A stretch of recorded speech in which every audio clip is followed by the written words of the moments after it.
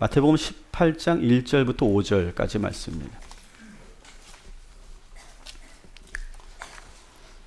18장을 한번 딱 펼쳐보십시오. 성경을 18장을 한번 딱 펼쳐보시면 성서학자들은요, 이 18장을 이렇게 부릅니다. 뭐라고 부르냐면 따라합시다. 교회 설교. 교회 설교다 이렇게 말씀하십니다. 그러니까 예수님께서 교회는 어떤 곳인지, 교회는 세상과 어떻게 달라야 하는지, 또 구원받은 우리 성도들이 어떻게 교회에서 신앙생활 해야 되는지, 이것을 예수님께서 직접 설교하신 뭐라고요? 교회 설교다 이렇게 명명하고 있습니다. 18장 1절에 보면 이런 질문이 나옵니다. 천국에서는 누가 가장 큰 자입니까? 라고 제자들이 묻고 있는데, 이것은 이 천국을 이야기할 때 제자들이 물었던 의도는 뭐냐? 교회를 염두에 두고 이 질문을 한 것이다 이렇게 보는 거죠. 그러니까 18장 1절을 다시 한번 새롭게 우리가 설명을 좀 풀어 쓴다면, 선생님, 교회가 천국처럼 되려면 교회에서는 어떻게 신앙생활 해야 됩니까? 교회에서는 어떤 사람이 가장 큰 자입니까? 이런 질문이라는 거예요. 단순히 천국이 어떤 곳인지 궁금해서 몰라서 물어보는 것이 아니라는 거죠. 여러분, 교회는 지상의 하늘나라인 줄 믿으시기 바랍니다. 우리가 교회를 분명히 해야 하는데요, 어떤 분들은 교회는 그냥 죄인들이 모인 곳, 교회는 그냥 어떤 이 지상에서의 어떤 그런 믿는 사람들이 모인 어떤 그런 모임, 공동체 이렇게 생각하는데요, 그렇지 않아요. 여러분, 이 교회 안에는 천국의 질서와 천국의 원리가 흘러 넘쳐야 될 줄 믿습니다. 그러니까 그것이 없으면 교회가 아니라는 거예요. 저는 우리 동탄 꿈의 교회가 오늘 이 말씀, 이 18장에 있는 말씀을 제가 5개의 주제로 해서 매주 할 건데요, 우리 교회가 앞으로 이 천국의 질서와 원리를 가지고 있느냐 없느냐, 이걸 우리가 점검하고 돌아보는 시간을 가지려고 합니다. 교회는 세상과 구별되어야 된다는 거죠. 그리고 천국의 모습을 가지고 있어야 된다는 거예요. 교회는 세상의 질서로 운영되지 않고 천국의 하늘나라의 원리로 운영되어야 된다는 거예요.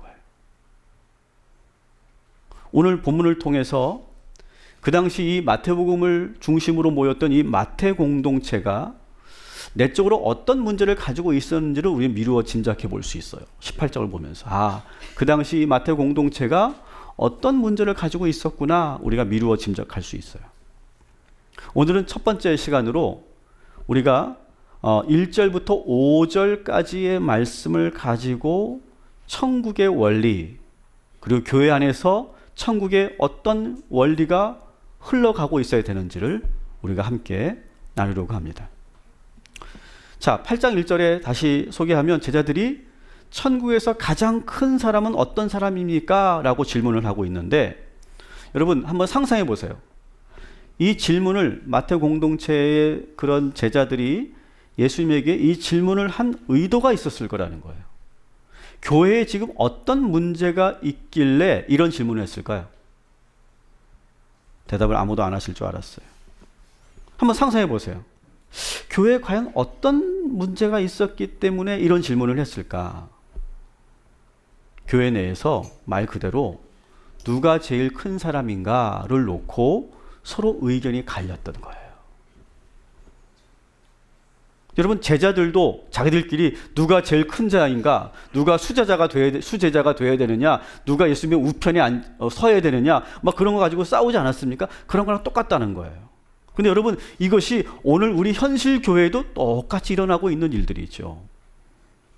더구나 오늘처럼 우리가 2020년 임원 임명 예배를 드리는 이 시점에서 오늘의 말씀은 지금 우리들에게 주시는 말씀이라고 저는 생각해요. 여러분이 보시기에 우리 교회에서 가장 큰 자는 누굽니까? 저는 아니에요. 일단 제가 작기 때문에 저는 아니에요. 그럼 누가 제일 큰 자입니까, 여러분? 교회에서 보통 우리가 자꾸 교회에서 큰 자라고 생각하면 뭐 담임 목사님을 떠올리거나 뭐 장로님을 떠올리거나 그럴 때가 많죠. 그런데 그렇지 않아요. 예수님께서 놀라운 말씀을 하십니다. 3절 같이 읽어볼게요. 시작. 이르시되 진실로 너희에게 이르노니 너희가 돌이켜 어린아이들과 같이 되지 아니하면 결단코 천국에 들어가지 못하리라. 아멘. 자, 오늘 이 본문은 사실 보통 어린이 주일 때 이 설교를 많이 하죠. 어린이 주일 때 보통 이런 설교를 합니다. 여러분, 어린아이 같이 순진하셔야 되고 어린아이는 정말 깨끗하고 착합니다. 어린아이 같아야 천국에 들어갑니다. 그런 설교 많이 합니다. 우리는 어린아이 같은 성품을 가져야 됩니다. 우리 어린이를 닮읍시다. 어린이에게서 배웁시다. 뭐 그런 설교 우리가 이 본문을 가지고 많이 하는데요. 여러분, 정말 어린이가 순진합니까? 저는 동의할 수가 없어요. 정말 우리 어린이가 깨끗합니까? 투명합니까?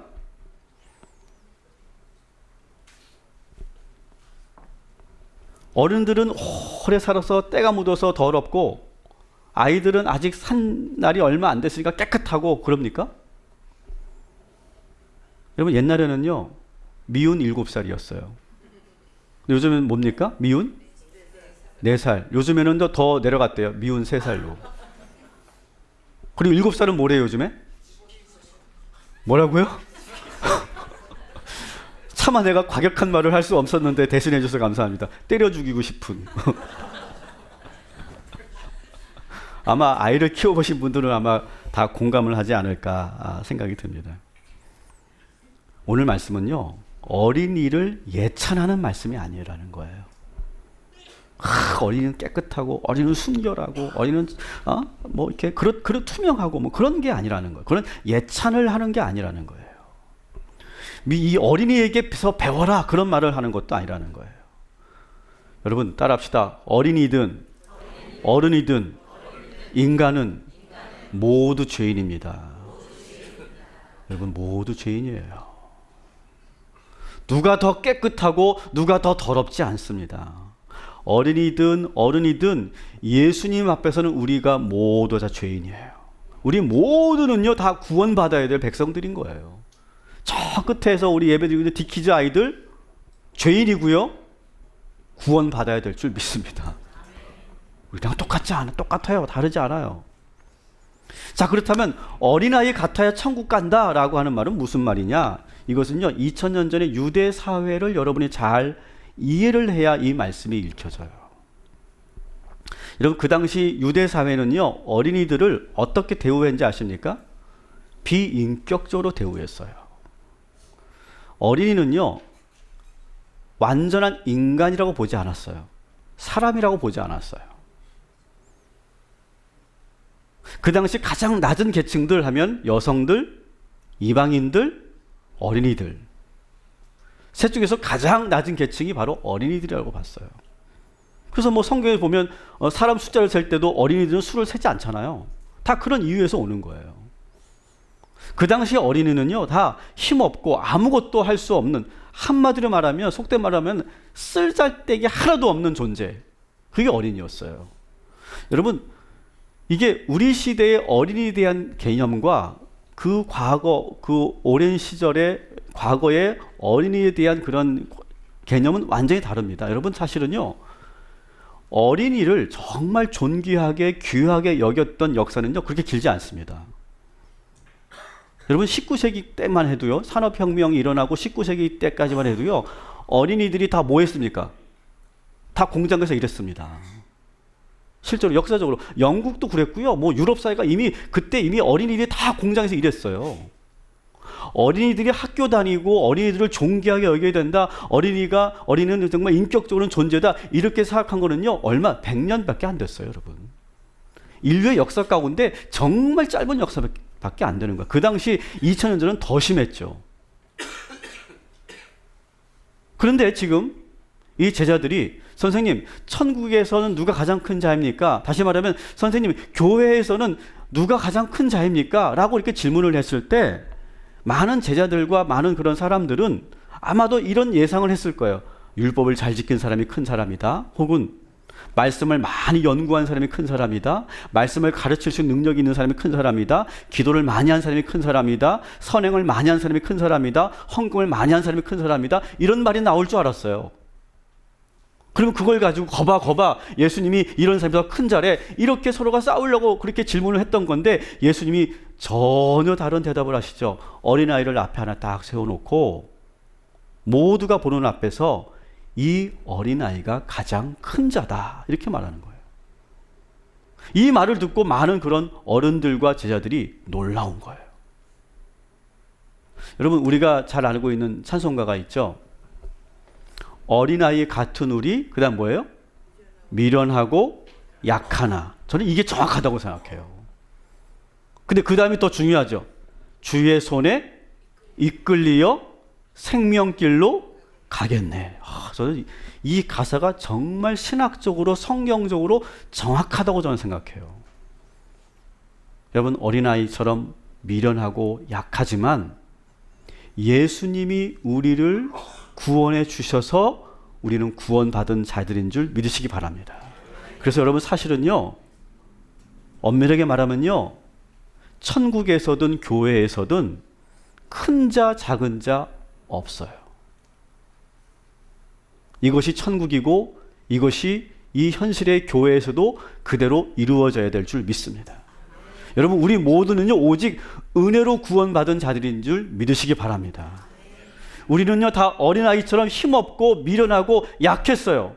근데 예수님이 우리를 높여주신 거예요. 우리를 세워주신 거예요. 이렇게 예수님이 그 아이를 딱 세워놓고 그 아이를 쓰다듬으면서 이 아이가 가장 큰 자다라고 말씀하셨던 것처럼 우리를 그렇게 세워주시고 인정해 주셨기 때문에 우리가 천국의 백성이 된 줄 믿습니다. 여기 계신 분들은 다 어린아이예요. 저를 포함해서. 여기 혹시 나 스스로 구원받았다 생각하시고 손 들어보세요. 스스로 구원받았다.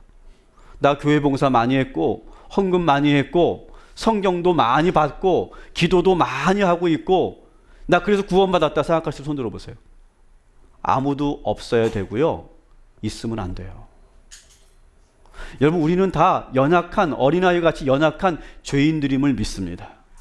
예수님께서 부르셔서 우리를 여기에 세워놓으시고 네가 큰 자다, 너는 구원받았다, 이렇게 말씀해 주셨기 때문에 우리가 천국에서 큰 자가 된 줄 믿으시기 바랍니다. 우리는 먼저 이것을 잊지 말아야 돼요.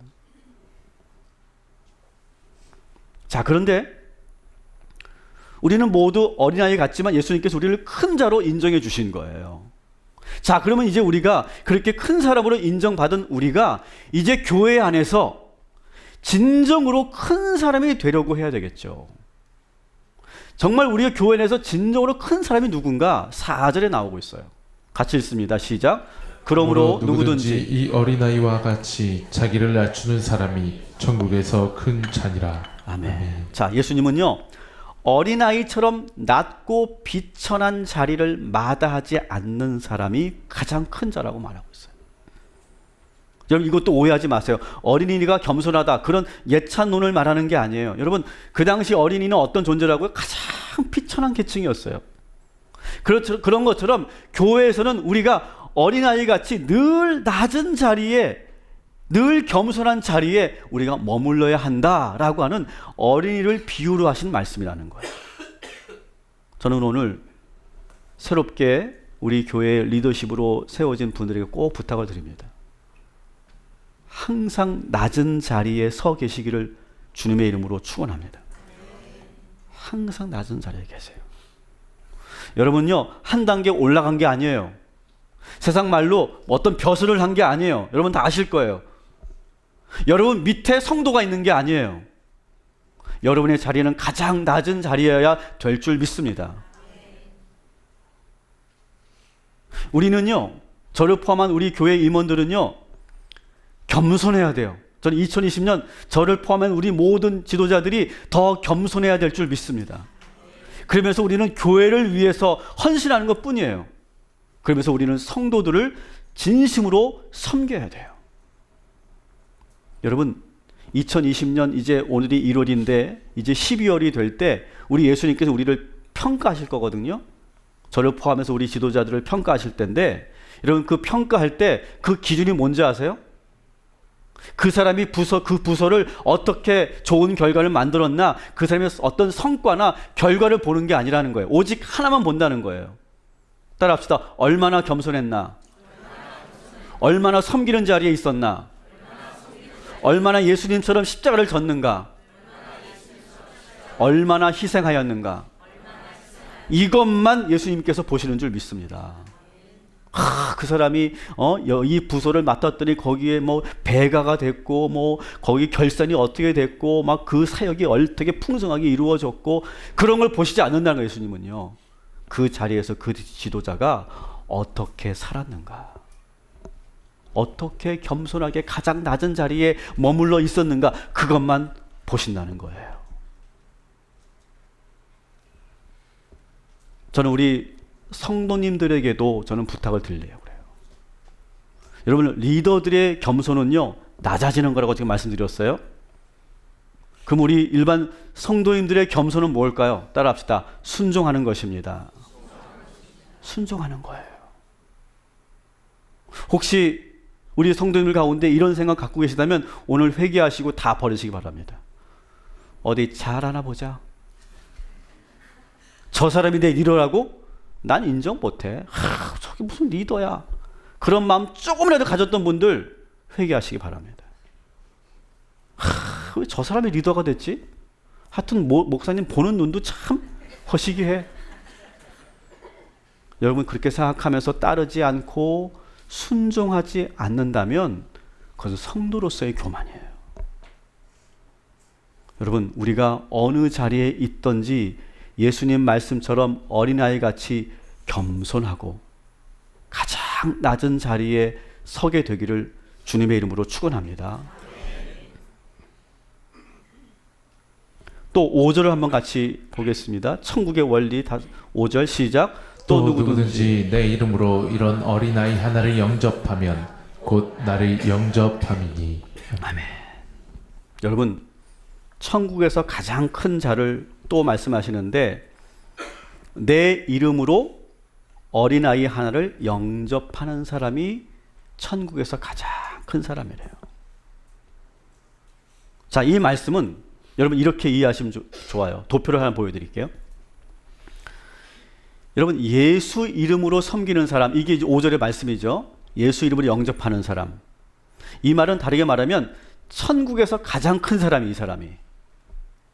그리고 이 사람이 비로소 뭐냐면 신앙적으로 가장 성숙한 사람이에요. 여러분, 교회를 오래 다닌다고 성숙해지는 게 아니거든요. 예수를 제대로 믿어야 성숙해지는데, 성숙하다는 건 뭐냐?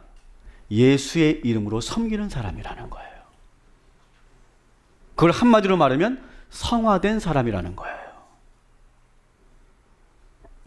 이것이 다 똑같은 말이에요, 이게. 자, 그런데 예수 이름으로 영접한다라고 하는 것은 또 두 가지로 우리가 나누어서 볼 수 있어요. 따라합시다. 예수님처럼 해라. 예수님 대하듯 하라. 이 두 가지로 우리가 나누어 볼 수 있어요. 예수 이름으로 섬겨라, 예수 이름으로 영접하라. 이 말은 첫 번째는 예수님이 우리를 대하신 것처럼 우리도 그대로 하라는 거예요. 여러분, 예수님은 우리를 어떻게 대하셨죠? 우리를 사랑하셨죠.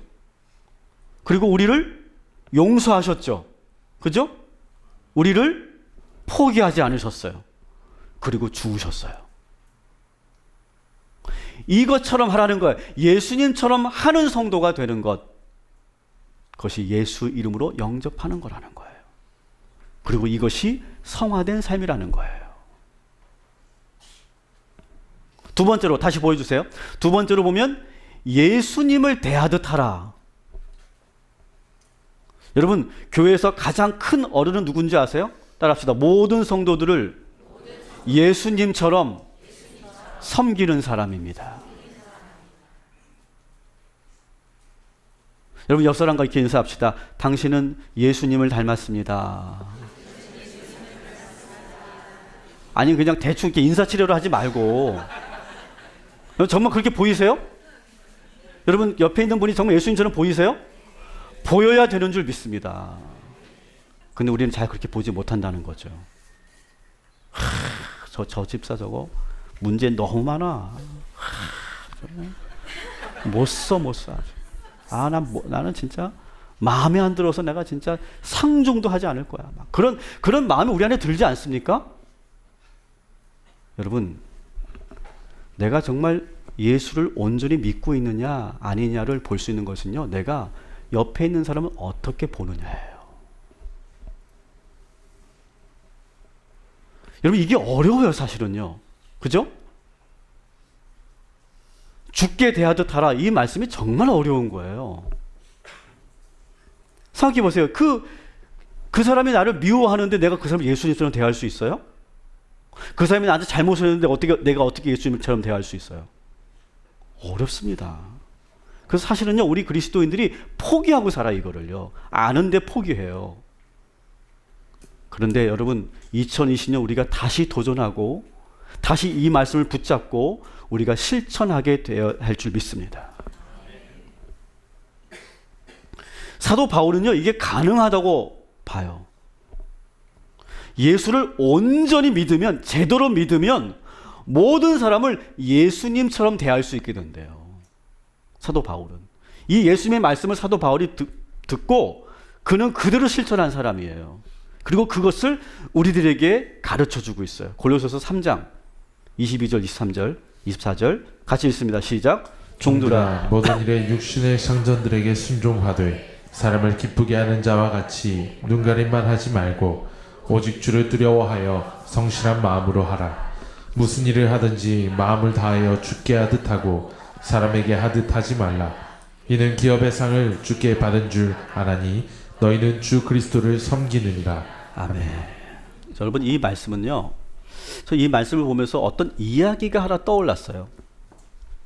그러니까 이게 뭐 이해하고 들으세요. 이거는 사도 바울이 어떤 이야기를 우리에게 전해준 것도 아니고 어떤 제가 책에서 어떤 이야기를 뭐 본 것도 아닌데 저는 이 말씀을 보면서 이렇게 이야기가 떠올랐어요. 그리고 저는 예측하건대 사도 바울도 이것을 그냥 어떤 그런 개념적으로 이 말씀을 죽게 하듯 하라라고 하는 이 말씀을 그냥 개념적으로 쓴 것이 아니라는 거예요. 분명히 사도 바울은 어떤 모델을 보고 이 말씀을 썼을 거예요. 그리고 골로새 교인들에게 이 이야기를 할 때 골로새 교인들은 이 이야기를 들으면서 아, 이거는 누구를 두고 얘기하는 거구나, 그러면서 고개를 끄덕였을 거라는 거예요. 그 이야기를 제가 한번 여러분에게 전할게요. 한 노예가 있었어요. 그 노예는 늘 자기가 불행하다고 생각했어요. 그렇지 않겠어요? 사람 취급받지 못하고 짐승 취급받으면서 늘 매맞으면서 죽어라고 일을 해도 제대로 보상도 받지 못하는 그런 삶을 살았잖아요. 늘 불행하다고 생각해요. 그 주인을 정말 죽이고 싶을 정도로 미워합니다. 근데 아무 말도 못하죠. 괜히 내가 반항했다가는 더 맞거나 죽을 수도 있기 때문에 주인 눈치 보면서 마지못해서 일을 하는 그런 삶을 살았어요. 너무너무 불행했고 너무너무 고통스러웠어요. 근데 어느 날 이 노예가 예수를 믿게 됐어요. 예수님이 나를 얼마나 사랑하는지를 알게 됐어요. 예수님께서 나를 위해서 십자가에 달려 죽으셨다는 사실도 알게 됐어요. 나 같은 이 노예를, 나같이 이렇게 비천한 존재를 그렇게 사랑하시는 예수님의 사랑을 경험하고 나서 그가 펑펑 눈물을 흘립니다. 그러던 어느 날 기도하는 가운데 성령께서 이런 말씀을 들려주세요. 너의 주인을 나를 대하듯 해라. 처음에 이것이 이해가 안 됐어요. 그리고 이것이 성령의 음성인지 잘 받아들일 수가 없었어요. 왜? 내가 지금 주인을 얼마나 미워하는지를 예수님도 알고 계시는데 지금 나에게 뭐라고 한다고요? 그 주인을 나를 대하듯 하라. 그 말씀이 계속 울리는 거예요. 괴로웠어요. 그리고 이 명령을 따를 수가 없다고 생각했어요. 그런데 자꾸 들려주는 그 음성에 따라서 정말로 그 주인을 죽이고 싶었던 그 미운 원수 같은 그 주인을 정말 예수님 대하듯 한 거예요. 놀라운 일이 일어나기 시작합니다. 내 마음에 기쁨이 일어나기 시작해요. 그리고 정말 진심으로 그 주인을 섬겼더니 그 주인이 달라지기 시작하는 거예요. 관계가 달라지기 시작해요. 그리고 그 주인이 그 노예에게 하나 둘 자기의 어떤 그런 재산을 맡기고 관리하게 하는 거예요. 여러분, 이것이 바로 초대교회 성도들의 놀라운 변화고 이것이 능력인 줄 믿습니다. 이것은 그 노예에게만 일어난 일이 아니라 그 초대교회 성도들에게 일어났던 일들이에요. 실제로 살면서 모든 일을 주님 대하듯 하는 거예요. 그리고 성도들이 모였을 때마다 항상 주문하고 항상 약속하고 항상 축복했던 말. 우리 옆 사람과 이렇게 우리 인사합시다. 모든 일을 주님 대하듯 합시다. 그렇게 인사하는 거예요. 매일매일. 모든 일을 예수님 대하듯 합시다. 모든 것을 죽게 하듯 합시다. 그렇게 살아가는 거예요. 그렇게 살았더니 기쁜 거예요. 행복한 거예요. 그 사람이 나에게 어떻게 대하든 상관없이 나는 그 사람을 나의 주님으로 보고 그 주님처럼 대하고 섬기고 낮아지는 거예요. 근데 전혀 자존심이 상하지 않아요. 기분 나쁘지 않아요. 그 사람이 오히려 나를 해코지를 해도 그 사람이 나에게 어떤 그런 손해를 끼쳐도 내가 그것이 상처가 되지 않아요. 그걸 내가 주님 대하듯 내가 하기 때문에. 그래서 이 초대교회 성도들이 놀라운 변화가 일어나고 그것이 많은 사람에게 소문이 나기 시작하는 거예요. 이 이야기를 모티브로 해서 사도 바울은 이 말씀을 쓴 거예요. 이건 제 추측일 뿐이에요. 하지만 저는 충분히 개연성이 있다고 생각해요. 다시 한번 우리 이 말씀을 봅시다. 골로새 3장 22절 24절 같이 읽습니다. 시작. 종들아 모든 일에 육신의 상전에게 순종하되 사람을 기쁘게 하는 자와 같이 눈가림만 하지 말고 오직 주를 두려워하여 성실한 마음으로 하라. 무슨 일을 하든지 마음을 다하여 주께 하듯 하고 사람에게 하듯 하지 말라. 이는 기업의 상을 주께 받은 줄 아나니 너희는 주 그리스도를 섬기느니라. 아멘. 상당히 도전적인 말이죠. 그 노예에게 너는 그 주인을 주님을 섬기듯 하라는 거예요.